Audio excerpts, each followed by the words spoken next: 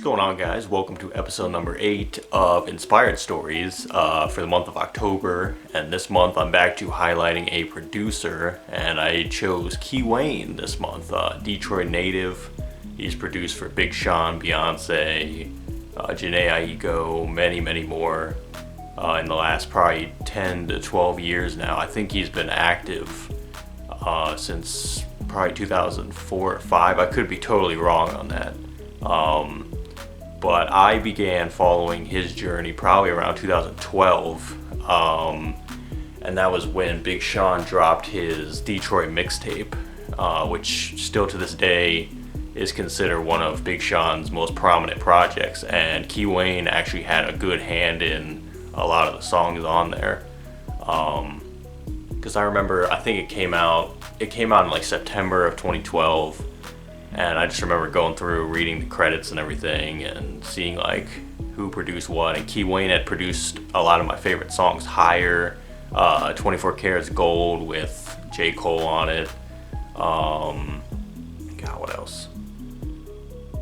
Oh, off the top of my head, I'd have to look at the track list again. But there was at least like 5 or 6 on there that were some of my favorite songs that he either produced or co-produced. And from there, I just started kind of paying attention to what he was doing. He ended up doing, obviously, Hall of Fame the next year for Sean. A couple years after that, he did a lot of Jhené Aiko's debut album, Sold Out. The song Eternal Sunshine, very beautiful song. He produced that song. You should definitely check that one out. But honestly, I'd say Key Wane's one of the reasons that I began like taking the intricate side of production pretty seriously, because he's one of those people, just from watching his interviews, he's said before that he could take, almost a month on just an idea of a song. Like, he's one of those people that he'd rather sit and really make an amazing record for somebody over a long period of time instead of just making a bunch of random beats and throwing them out there.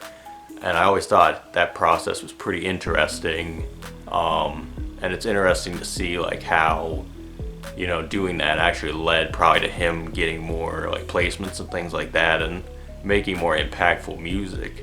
So I always kind of studied that, and I'm still studying that to this day, just to see like the different perspectives. Because for me, that's not how I do it, but I think that it's good to kind of know, from the people that are much more successful, how they're doing what they're doing, and kind of apply it in your own way to what, however you approach it. So I think Key Wane is one of those people that he definitely takes his time, but, in doing that, you get much better records.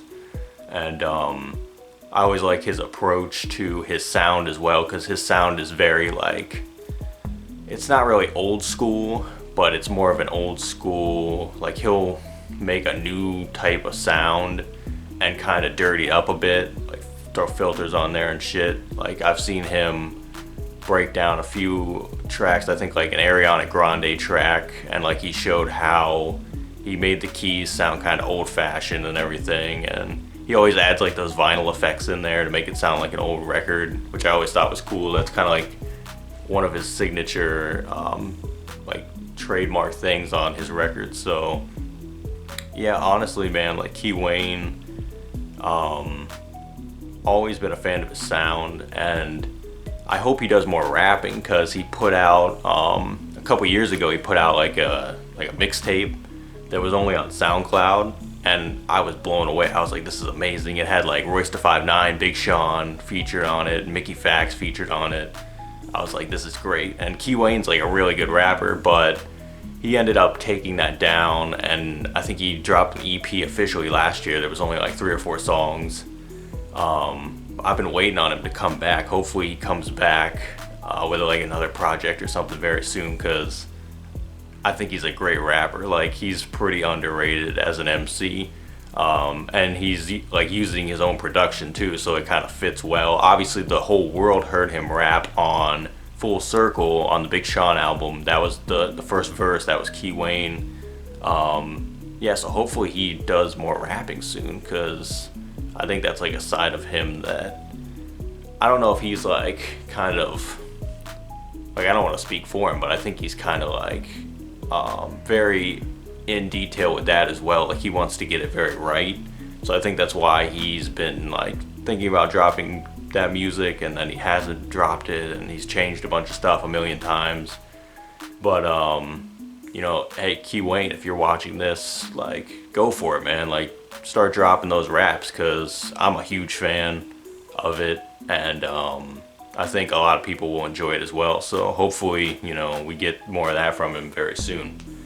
But yeah, you know, Key Wane, if you're not familiar, go check him out. Go listen to all his production credits. He's got a pretty lengthy discography already, and he's gonna keep building, I'm sure. Very inspired by his work and everything he's been doing. So yeah, that was episode 8 of Inspired Stories. I will be back in November with another artist. So until then, I appreciate you guys watching, and take care.